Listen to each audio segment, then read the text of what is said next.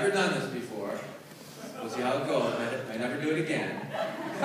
So, read about a philosopher who did this little exercise I want to show you with his philosophy class, because he had some sort of life lessons he wanted to teach to his class. So I thought I would see if it works and illustrate it. So, can you see what's in here? Golf balls. Okay, I'm already excited. Golf balls. Right? It's full. It's full jar. Okay.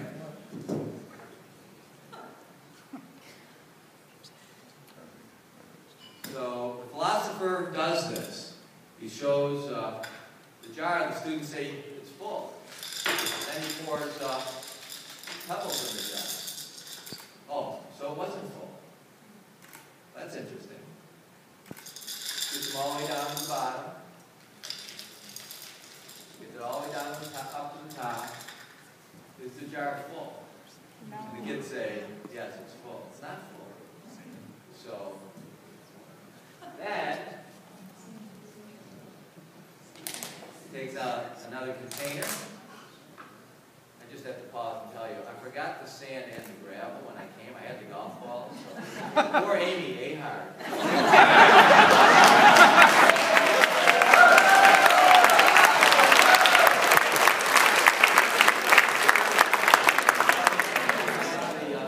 It took her like 2 days to do this. We paid her like, I don't know, $10,000 in her salary. This better be good, right? So anyway, no, it's not full. So he pours the sand in the jar. Of course, it seeps all the way to the bottom. So those of you who know me, by the way, are thinking now, I know where this is headed. He's going to Pebble Beach. This is not where it's headed, but I am going to Pebble Beach in September. And so the professor says, okay, are you starting to get the point? And the point in part was, when you think it's full, when you think life is full, your work is full, can't do any more, it's not full. You decide what's full. That's part of it. But then, well, actually, he took it in a couple other directions that kind of important. And he said that if you put the sand in the jar, which is your life and your work and your relationships, you put the sand in the jar first, guess what? No room for the pebbles or the golf balls. So the sand is the little things, literally, but figuratively. And the golf balls are the big things.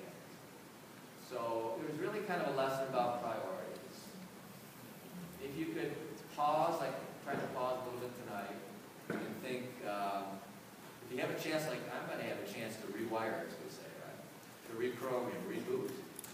So maybe I can think a little bit more deeply about the big things. The big things are whatever you mean them to be, but they include making a difference somehow, what you do, includes your family and the time you spend with it, or don't.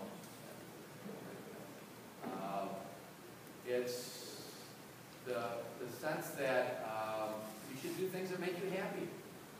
And especially in this room, people defer to that too much. So you know what your golf balls are. We all know what our golf balls are. So the point of the professor, the philosophy professor, was start there. And then you're going to find you actually have room for the stuff you were starting with, the little stuff. You can make your own list of little stuff that occupies way too much of your time. Turns out you can still find time for most of the little stuff. But eventually the sand will fill up the jar, and then guess what? The rest of the little stuff is still sand. It's just sand. It's not like the big stuff. So anyway, I'm thinking more and more about that at this stage. But he did the coolest thing ever, I think. I mean, this is sort of heavy-duty philosophy stuff. But then he took a glass of beer, which I got right here. You think this is full? It's not full. Not full. It actually got a poem on it. So what's the meaning of that? The meaning of this is that even though your day and your week and your life are full, It's never too full.